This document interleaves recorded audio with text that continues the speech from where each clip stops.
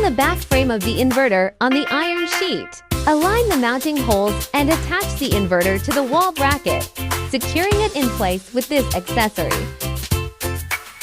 It is recommended to use ATS when we make a connection.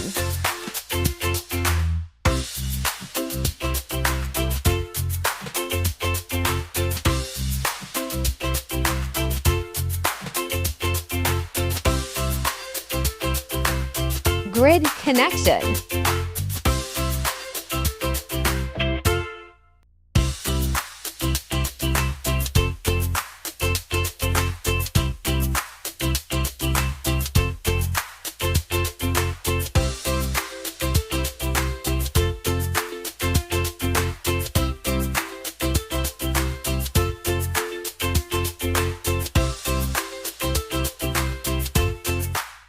Then connect the loading end of the inverter to the UPS port, and the phase of the ATS corresponds to that of the inverter.